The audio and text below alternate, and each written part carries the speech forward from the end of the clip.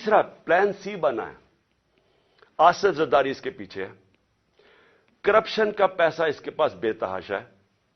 सिंध हुकूमत से ये बकायदा सिंध हुकूमत से जो पैसा लूटता है वो या इलेक्शन के ऊपर लगा देता है या सेनेट के इलेक्शन में एमपीज को खरीदने पे लगा देता है। जो भी इलेक्शन आजाद कश्मीर का, गिलगित बल्तिस्तान बेतहाशा पैसा फेंकता है क्योंकि चोरी का पैसा है। ये पैसा इसने लगाया है, एक दहशतगर्द तंजीम को इसने पैसा दिया।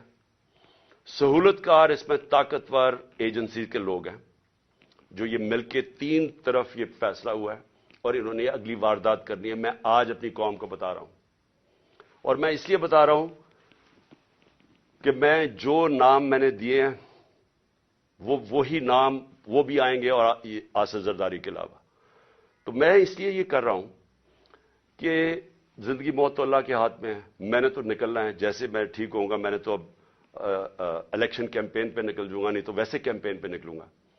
लेकिन मैं तो बंद में नहीं होऊंगा, लेकिन मुझे कुछ हुआ तो सारी कौम को पता होना चाहिए कि कौन लोग थे जिन्होंने ये करवाया, ताकि मेरी कौम इनको माफ ना करे, ये एंजॉय ना कर सके उसके बाद जिंदगी। तो मैं इसलिए इनके नाम लिखे।